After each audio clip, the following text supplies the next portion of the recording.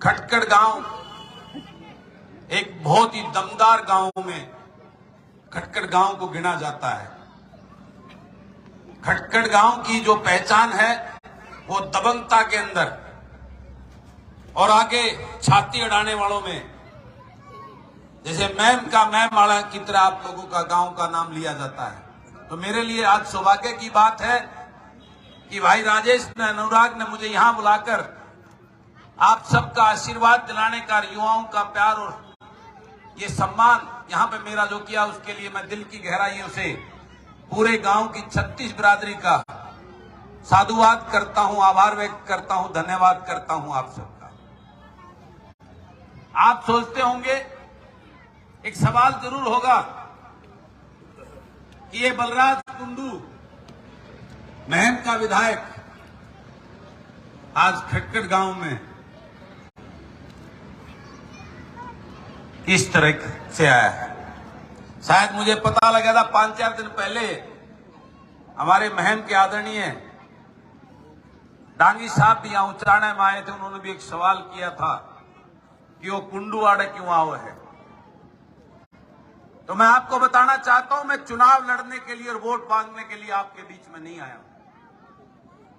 मैं आपसे पूछने आया हूं एक आधा सवाल और आपको कुछ बताने भी आया हूं। मैं कितने भोले हो आप लोग, आप कब जागोगे? आपको जगाने भी आया है ये बलराज। मैं आपसे पूछना चाहता हूं, कब तक ये रॉयल्टी भरोगे चौधरी छोटूराम के नाम की, चौधरी देवीलाल के नाम की?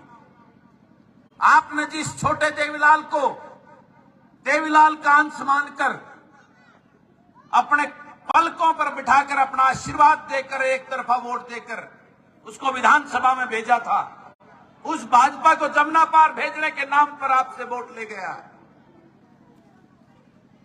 बुजुर्गों के साथ धोखा कर गया 5100 की पेंशन करने के नाम पर, युवाओं के साथ नौकरी देने के नाम पर उनके इमोशन से खेल गया और आप सबने इतने भारी मतों से उनको जिताकर वहां भेजा।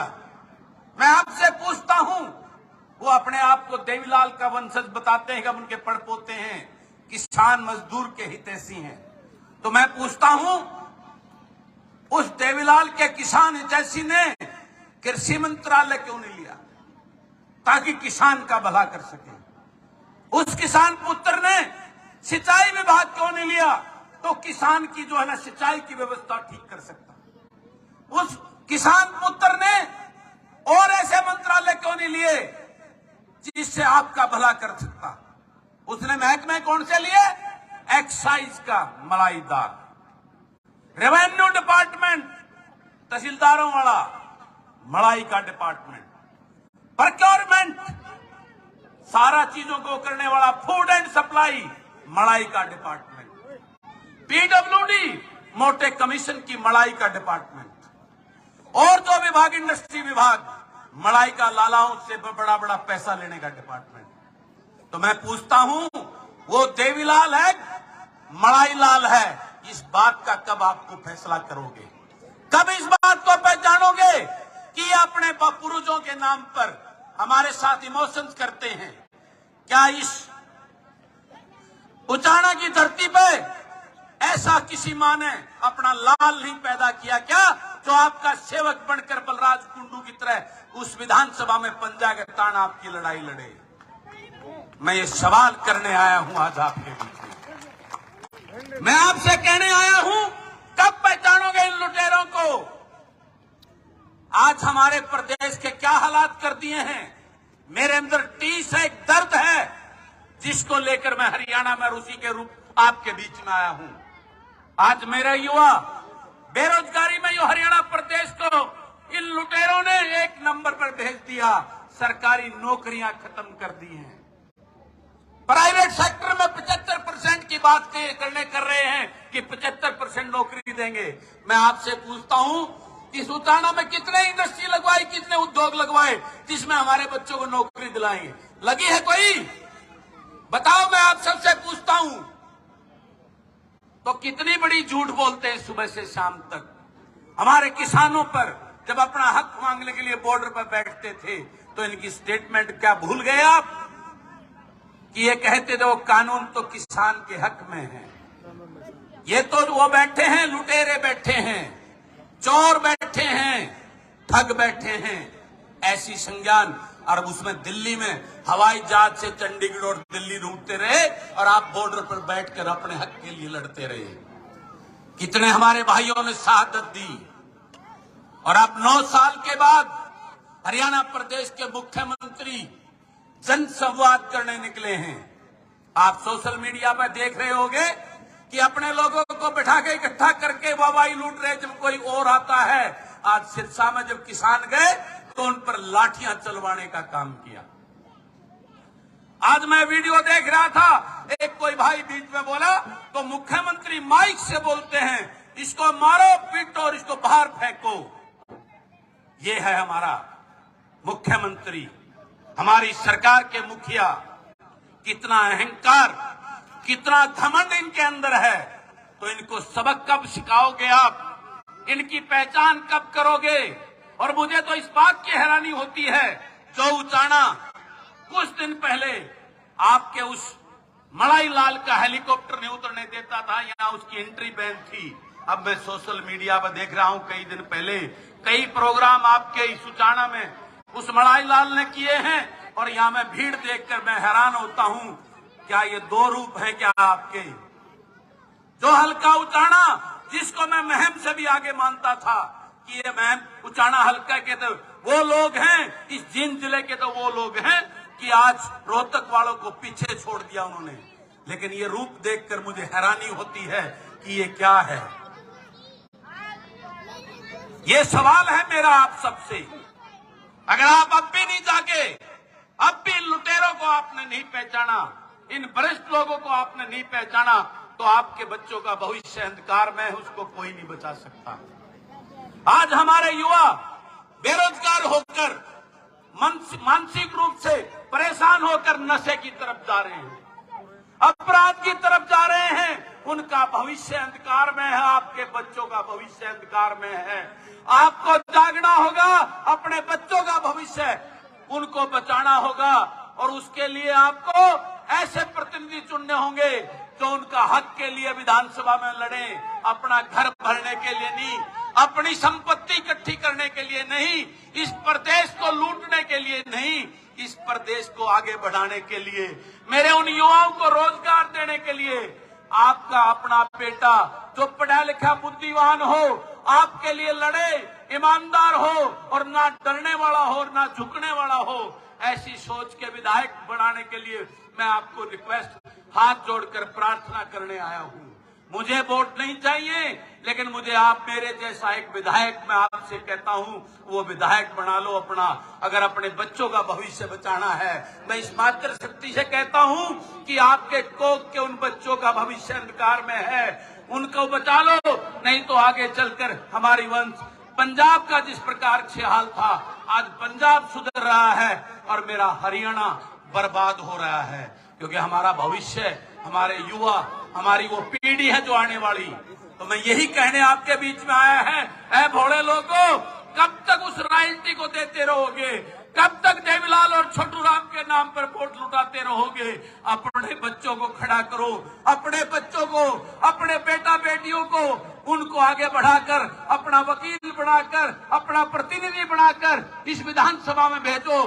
जिस दिन हरियाणा की विधानसभा में बलराज कुंडू की सोच के 50-60 विधायक पहुंच गए, मैं वादा करता हूं उस दिन ये मेरा प्रदेश हिंदुस्तान का सबसे खुशहाल प्रदेश होगा। आज मैं आपको बताता हूं, शायद आपको नहीं पता, आज हिंदुस्तान का सबसे अनसेफ, असुरक्षित प्रदेश हरियाणा हो चुका है। यहां अपराध, नशा, भ्रष्टाचार 1 नंबर पे है आज हिंदुस्तान में। जब ये हाल है, कौन उद्योगपति मेरे इस प्रदेश में पैसा लगाकर अपने उद्योग लगाएगा या और कोई बिजनेस खड़ा करेगा? तो ये सोच लो, हम सब के लिए चिंता की बात है। इस टीस और दर्द को लेकर मैं आपके बीच में आया हूं। मैं इस प्रदेश में इसलिए घूम रहा हूं कि आप जागो। कब जागोगे? ये राजघराने पहले इनके दादा थे, फिर इनके बापू, रिब उनके बालक आगे, कब तक इनके गुलाम बन के रहेंगे? ये टिकट भी उनको देते हैं जो इनके आगे पीछे पूछ लाते हैं, इनके गुलाम होते हैं, और वो आपके बीच में छोड़ देते हो। और पार्टियों के नाम पर और इन राजघरानों के नाम पर आप उसको वोट देकर अपना प्रतिनिधि चुनकर उसको वहां भेज देते हो। वो वहां जाकर, मैंने उस विधानसभा में देखा है, मैं तो पहली बार का विधायक हूं, मेरे खानदान में तो किसी ने पंचायत मेंबर का भी चुनाव नहीं लड़ा। मैं तो गांव में पैदा हुआ, छोटे से किसान के घर, एक फौजी का बेटा हूं। मैंने तो गांव में खेती की है, सरकारी स्कूल में पढ़ा हूं, जोड़ में नागर स्कूल में जा रहा हूं, मुझे उस दर्द का मालूम है। मैंने रात को तोड़ दे रखी है 1 बजे जाटा में, और जो वो बंदा निकला उस बंदा में पानी की कीमत को जानता हूं, उस बंदा में बैठा हुआ हूं रात में, मैं उस दर्द को जानता हूं, आपकी उस पीड़ा को जानता हूं। मैंने हरियाणा पुलिस में भर्ती होने के लिए रेस मार रखी है, मैं भर्ती की लाइन में मैं भी सिपाही लगूंगा उस दर्द को लेकर।